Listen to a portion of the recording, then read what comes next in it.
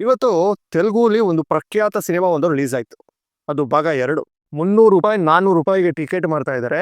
House full show. ಎಲ್ಲೋ ಒಂದು 20-30 seat ಖಾಲಿ ಇರ್ಬೋದೇನೋ. House full show. ನಮ್ಮ ಕನ್ನಡದ ಹೊಸ ಹುಡುಗರುಗಳು ಮೊನ್ನೆ ಒಂದು ಸಿನಿಮಾ ಮಾಡಿದ್ರು, ಮರ್ಯಾದೆ ಪ್ರಶ್ನೆ ಅಂತ. ಮತ್ತೆ ಇನ್ನೊಂದು ಮಾಡಿದ್ರು, ಆರ್.ಎಂ. ಅರವಿಂದ್ ಸ್ವಾಮಿ ಅಂತ. ಕನ್ನಡ ಚಲನಚಿತ್ರರಂಗದ ಮೊದಲನೇ ಸಿನಿಮಾ 1934ರಲ್ಲಿ ಸತಿ ಸುಲೋಚನಾ ಅಂತ ಬಂತು. ಅದನ್ನ ಸುಬ್ಬಯ್ಯ ನಾಯ್ಡು ಅವರು ತೆಗೆದ್ರು. ವೈ.ವಿ. ರಾವ್ ಅವರು ನಿರ್ದೇಶನವನ್ನು ಮಾಡಿದ್ರು. ಸುಬ್ಬಯ್ಯ ನಾಯ್ಡು ಅಂತಂದ್ರೆ ಸುಜನ್ ಲೋಕೇಶ್ ಅವರ ತಾತ. ಹಿರಿಯ ಚಲನಚಿತ್ರ ನಟ ಲೋಕೇಶ್ ಇದಾರಲ್ಲ, ಅವರ ತಂದೆ ಸುಬ್ಬಯ್ಯ ನಾಯ್ಡು.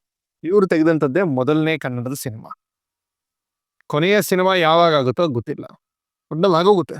ಯಾಕೆ ಈ ಮಾತನ್ನ ಹೇಳ್ತಾ ಇದ್ದೀನಿ ಅಂತಂದ್ರೆ, ಇವತ್ತು ತೆಲುಗುಲಿ ಒಂದು ಪ್ರಖ್ಯಾತ ಸಿನಿಮಾ ಒಂದು ರಿಲೀಸ್ ಆಯ್ತು. ಅದು ಭಾಗ 2.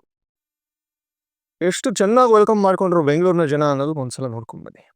Hello and welcome to India Today. I am Sanjay Ponnappa with Maruti Acharya. Today I am here in Bengaluru Sandhya Theatre. The preparations to welcome Allu Arjun back to the big screens after a gap of 3 years is all done, and you can ಎಲ್ಲರೂ ಅನ್ಕೋತಾ ಇದ್ದೀರಾ ಹೊಟ್ಟೆ ಉರಿಯಿಂದ ಈ cinema ಬಗ್ಗೆ ಮಾಡ್ತಾ ಇದ್ದಾರೆ, ಅಥವಾ ಇದೊಂದು paid promotion, ಅಥವಾ ಇವನಿಗೆ ಎಲ್ಲೋ ಪ್ರಮೋಷನ್ ಸಿಕ್ಕಿಲ್ಲ ಅನ್ಸುತ್ತೆ ಅದಕ್ಕೆ ಈ ತರ ಮಾತಾಡ್ತಾ ಇದ್ದಾನೆ ಅಂತ ತುಂಬಾ ಜನ ಅನ್ಕೋತೀರ.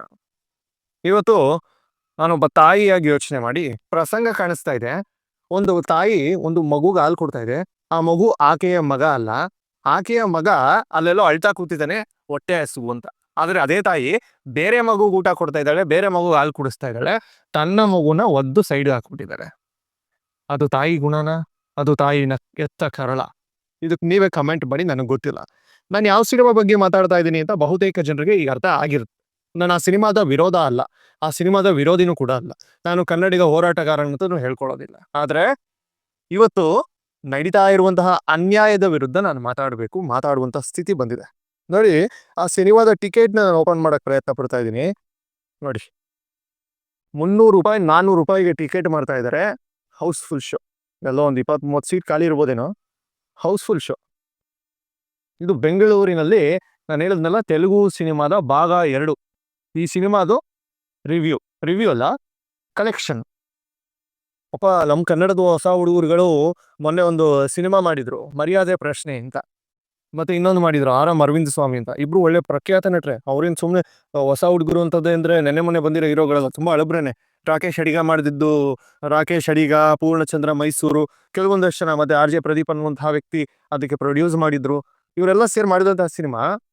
ಮೈಸೂರಿನಲ್ಲಿ ಒಂದು ಶೋ ಕೊಟ್ಟಿದ್ರು, ಬೆಂಗಳೂರಿನಲ್ಲಿ ಇವತ್ತು ಯಾವ ಶೋ ಕೊಟ್ಟಿದ್ದಾರೆ ನೋಡ್ಬೋಣ. ಅದನ್ನು ನಾನೆಲ್ಲ ನಿಮ್ ಮುಂದೆ ಲೈವ್ ಆಗಿ ತೋರಿಸ್ತಾ ಇದ್ದೀನಿ. ಯಾವುದೇ ರೀತಿ ಇಂಜರಿ ಬಾರದು, ಯಾರಿಗೂ ಬೇಜಾರಾಗಬಾರ್ದು ಅನ್ನೋದು. ಇದು ನೋಡಿ, ಆರ್.ಎಂ. ಅರವಿಂದ್ ಸ್ವಾಮಿ ಅಂತ ಹೇಳಿದ್ನಲ್ಲ, ಡಾರ್ಲಿಂಗ್ ಕೃಷ್ಣ ಅವ್ರ ಪತ್ನಿನ ಹಾಕೊಂಡು ಹೀರೋಯಿನ್ ಆಗಿ ಮಾಡಿದ್ದಾರೆ. ನೋಡಿ ಪಾಪ, 4 ಥಿಯೇಟ್ರಲ್ಲಿ ಒಂದೊಂದು ಶೋ ಕೊಟ್ಟಿದ್ದಾರೆ. 11:55ಗೊಂದು, 12:45ಗೊಂದು. ಟಿಕೆಟ್ ಎಷ್ಟು ಸೋಲ್ಡ್ ಔಟ್ ಆಗಿದೆ ನೋಡಿ ನೀವೇನೆ ಒಂದ್ಸಲ. ನಾನು ಓಪನ್ ಒಬ್ಬ ಏನ್ರಿ ಇದು, ನನಗಂತೂ ಒಂದು ಟಿಕೆಟು ಕಾಣಿಸ್ತಾ ಇಲ್ಲ ಸೋಲ್ಡ್ ಆಗಿರೋದು. ಅಂದ್ರೆ ಒಂದು ಟಿಕೆಟನ್ನು ನಮ್ಮ ಕನ್ನಡಿಗರು ತಗೋತಾ ಇಲ್ಲ. ಇಲ್ಲ, ಇಲ್ಲಿ ಯಾರೋ ಪುಣ್ಯಾತ್ಮರು 2 ಕನ್ನಡಿಗರಿದ್ದಾರೆ. Seat number 9, 10. ಇಲ್ಲಿ ಯಾರೋ ಪುಣ್ಯಾತ್ಮರು 2 ಸೀಟ್ ತಗೊಂಡಿದ್ದಾರೆ. ಇದು ಕನ್ನಡ ಸಿನಿಮಾದ ಕತೆ. ನಾನು ಹೇಳಿದ್ನಲ್ಲ, ತನ್ನ ತಾಯಿ ತನ್ನ ಮಗನಿಗೆ ಮೊದಲು ಊಟ ಹಾಕಿ ಬೇರೆ ಉಳಿದ್ರೆ ಒಂದು ಬೇರೆ ಮಗು ಕೊಡ್ಲಿ, ತಪ್ಪಲ್ಲ ಅದು. ಆಮೇಲೆ ಆ ಸಿನಿಮಾ ತುಂಬಾ ಕೆಡ್ದಾಗಿದೆ ಅಂತ ನಾನು ಹೇಳಲಿಕ್ಕೂ ತಯಾರಿಲ್ಲ. ಆ ಸಿನಿಮಾ ತುಂಬಾನೇ ಚೆನ್ನಾಗಿದೆ. ಆ ಸಿನಿಮಾ ಚೆನ್ನಾಗಿದೆ. ಈಗ ಬಂದಿರುವಂತಹ ತೆಲುಗು ಸಿನಿಮಾನು ತುಂಬಾ ಚೆನ್ನಾಗಿದೆ. ಆದ್ರೆ ಈ ನನ್ನ ಕನ್ನಡದ ಕೂಸಿದೆಯಲ್ಲ, ಅದು ಚೆನ್ನಾಗಿದೆ. ಅದೇನು ಕೆಟ್ಟೋಗಿಲ್ಲ ಅಥವಾ ಕೊಳ್ತೋಗಿಲ್ಲ. ಎತ್ತು ತಾಯಿಗೆ ಹೆಗಣನೋ ಮುದ್ದು ಅಂತ ಹೇಳ್ತಾ ಇದೀವಿ, ಆದ್ರೆ ಕನ್ನಡಿಗರಿಗೆ ಇನ್ನ ಆ ತಾಯಿ ಸ್ವಭಾವ ಬಂದಿಲ್ಲ. ನನಗೆ ಇದು ಬಹಳ ದುಃಖದಿಂದ ಮಾಡ್ತಾ ಇರುವಂತಹ ವಿಡಿಯೋ, ನಾಟ್ ಸ್ಕ್ರಿಪ್ಟೆಡ್ ವಿಡಿಯೋ, ಅಥವಾ ನಾನೇನೋ ಒಂದು ವಿಚಾರ ನಿಮ್ಗೆ ಹೇಳ್ಬೇಕು, ನಾಲೆಜ್ ಗೇನ್ ಮಾಡಿಸ್ಬೇಕು ಅಂತ ನಾನು ಈ ವಿಡಿಯೋನ ಮಾಡ್ತಾ ಇಲ್ಲ. ನಾನು ಈ ವಿಡಿಯೋ ಮಾಡ್ತಾ ಇರೋ ಉದ್ದೇಶ ತುಂಬಾ ಸಿಂಪಲ್ಲು. ನನ್ನ ಭಾಷೆಯ ಸಿನಿಮಾಗಳಿಗೆ ಪ್ರಾಮುಖ್ಯತೆ ಕೊಡದೆ ಇನ್ನೊಂದು ಭಾಷೆಯ ಸಿನಿಮಾಗೆ ಪ್ರಾಮುಖ್ಯತೆ ಹೆಚ್ಚಾಗಿ ಕೊಡ್ತಾ ಇದ್ದೀರಾ. ನನ್ನ ಭಾಷೆ ಸಿನಿಮಾ ಸೋಲ್ತಾ ಇದೆ, ನನ್ನ ಭಾಷೆ ಸಿನಿಮಾ ಸಾಯ್ತಾ ಇದೆ. ಇವತ್ತು ಯುವಕರು ಯಾವ ಧೈರ್ಯದ ಮೇಲೆ ಬಂದು ಸಿನಿಮಾ ಮಾಡಕ್ ಬರ್ತಾರೆ ಅಂತ ನನಗೆ ಇನ್ನೂ ಅರ್ಥ ಆಗ್ತಾ ಇಲ್ಲ. ಕ್ರಿಯೇಟರ್ಸು ಕಡಿಮೆ ಆಗಿ ಬಿದ್ದೋಗಿದ್ದಾರೆ. ಕ್ರಿಯೇಟರ್ಸ್ಗೆ ಯಾವುದೇ ರೀತಿ ಇಂಟ್ರೆಸ್ಟ್ಗಳು ಕೂಡ ಕಾಣಿಸ್ತಾ ಇಲ್ಲ. ಕ್ರಿಯೇಟರ್ಸ್ಗೆ ಒಂದು ಭಯ ಸ್ಟಾರ್ಟ್ ಆಗಿದೆ, ನಾವೇನಾದ್ರೂ ಸಿನಿಮಾ ಇಂಡಸ್ಟ್ರಿಗೆ ದುಡ್ಡು ಹಾಕೋದು ಒಂದೇ, ಅದೇನೋ ಒಂಥರದ ಇಸ್ಪೀಟ್ ಆಡೋದು ಒಂದೇ ಅಂತ. ಈ ತರ ಪರಿಸ್ಥಿತಿಗೆ ಇವತ್ತು ಬಂದು ನಿಲ್ತಾ ಇದೆ. ಇದಕ್ಕೆಲ್ಲ ಕಾರಣ ಯಾರು ಅಂತಂದ್ರೆ ಕನ್ನಡಿಗರ ಸ್ವಾಭಿಮಾನವನ್ನ ನೀವು ಬೇರೆಯವ್ರಿಗೆ ಬಿಟ್ಕೊಡ್ತಾ ಇದ್ದೀರಿ ಅಂತ ನನ್ನ ಅಭಿಪ್ರಾಯ. ತಪ್ಪಾಗಿದ್ರೆ ಕೆಳಗಡೆ ಕಮೆಂಟ್ ಅಲ್ಲಿ ಬರೀರಿ, ತಪ್ಪನ್ನ ತಿದ್ದುಕೊಳ್ಳುವಂತ ಪ್ರಯತ್ನವನ್ನ ಮಾಡ್ತೇನೆ. ಎರಡನೇದು, ನನ್ನ ಸಿನಿಮಾ ಸೋಲೋದಕ್ಕೆ ಕಾರಣ ಥಿಯೇಟರ್ಗಳಿಗೆ ಏನ್ ಬೇಕು, ಒಂದೊಳ್ಳೆ ಮಲ್ಟಿ ಸ್ಟಾರ್ದು ಬೇಕು, ಅಥವಾ ಆ ವ್ಯಕ್ತಿ ಒಳ್ಳೆ ಬ್ರ್ಯಾಂಡ್ ಆಗಿರಬೇಕು. ಯಶೇ ಸಿನಿಮಾ ಮಾಡಬೇಕು, ಶಿವಣ್ಣನೇ ಸಿನಿಮಾ ಮಾಡಬೇಕು, ದರ್ಶನೇ ಸಿನಿಮಾ ಮಾಡಬೇಕು, ಇಲ್ಲ ಸುದೀಪೇ ಸಿನಿಮಾ ಮಾಡಬೇಕು. ಬೇರೆ ಇನ್ಯಾರು ಮಾಡಿದ್ರು ಸಿನಿಮಾ ಅಲ್ಲ, ಎಂಥ ಕತೆ ಕೊಟ್ಟರು ನೋಡಲ್ಲ. ಇದು ಇವತ್ತಿನ ಚಿತ್ರರಂಗದ ಪರಿಸ್ಥಿತಿ. ಥಿಯೇಟರ್ಗಳು ಕೂಡ ತಗೊಳ್ತಾ ಇಲ್ಲ. ನಾನು ಹೇಳಿದ್ನಲ್ಲ, ಮೈಸೂರಿನ DRC ಅನ್ನುವಂಥ ಒಂದು ಸಿನಿಮಾದಲ್ಲಿ ಆ ಮರ್ಯಾದೆ ಪ್ರಶ್ನೆ ಅನ್ನೋದಕ್ಕೆ ಮಧ್ಯಾಹ್ನ 4 ಗಂಟೆಗೆ ಒಂದು ಶೋ ಕೊಟ್ಟಿದ್ದಾರೆ. ಮಕ್ಕಳನ್ನ ಸ್ಕೂಲಿಂದ ಕರ್ಕೊಬರೋ ಟೈಮಲ್ಲಿ ನಾವು ಸಿನಿಮಾಗೆ ಹೋಗಿ ಕೂತ್ಕೊಳ್ಳೋಕುಂಟ. ಎಲ್ಲರೂ ಫ್ಯಾಮಿಲಿ ಎಂಟರ್ಟೈನರ್ ಸಿನಿಮಾ ಮಾಡಿರ್ತಾರೆ.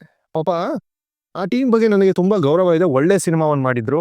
ಆದರೆ ಕನ್ನಡಿಗರು ಅದನ್ನು ಬಳಸ್ಕೊಳ್ತಾ ಇಲ್ವೇನೋ ಅನ್ನುವಂತಹ ಒಂದಷ್ಟು ಪ್ರಶ್ನೆಗಳು ಕೂಡ ನನಗೆ ಕಾಣಿಸ್ತಾ ಇವೆ.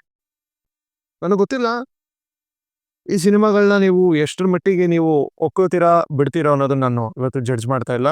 ಆ ಸಿನಿಮಾನ ನಾವು ನೋಡಬೇಕು, ಆ ಸಿನಿಮಾನ ನಾವು ಗೆಲ್ಲಿಸ್ಬೇಕು. ಯಾಕೆ ಅಂತಂದರೆ ಭಾರತದ ಒಕ್ಕೂಟ ವ್ಯವಸ್ಥೆಯಲ್ಲಿ ಪಕ್ಕದ ರಾಜ್ಯಕ್ಕೂ ನಾವು ಅಷ್ಟೇ ಬೆಲೆ ಕೊಡಬೇಕು. ಆದರೆ ನನ್ನ ತಾಯಿ ಕಡೆನೂ ಸ್ವಲ್ಪ ನೀವು ಗಮನ ಹರಿಸ್ಬೇಕು, ನನ್ನ ಮಗು ಕಡೆನೂ ನೀವು ಸ್ವಲ್ಪ ಗಮನ ಹರಿಸ್ಬೇಕು. ನನ್ನ ಮಗು ಊಟ ಮಾಡಿ ಹೊಟ್ಟೆ ತುಂಬಿದ ಮೇಲೆ ಉಳಿದಿದ್ದನ್ನು ಕೊಡೋಣ. ಪೂರ್ತಿ ಅದ್ರ ಬಾಯಿಗೆ ಹಾಕಿ ನನ್ನ ಮಗುವನ್ನು ಸಾಯಿಸೋದು ಬೇಡ. ನನ್ನ ಕನ್ನಡ ಚಿತ್ರರಂಗ ಸಿನಿಮಾ ಉಳಿಬೇಕು ಅನ್ನೋದು ಈ ವಿಡಿಯೋ ಉದ್ದೇಶ. ಇನ್ನಷ್ಟು ಹೆಚ್ಚಿನ ಸುದ್ದಿಗಳಿಗೆ, ವಿಶ್ಲೇಷಣೆಗಳಿಗಾಗಿ ನೋಡ್ತಾ ಇರಿ, ಲೈಕ್ ಮಾಡಿ, ಶೇರ್ ಮಾಡಿ, ಸಬ್ಸ್ಕ್ರೈಬ್ ಮಾಡಿ. ನಾನು ವಿಕಾಸ್ ಶಾಸ್ತ್ರಿ, ನಿಮ್ಮ ಧ್ವನಿ.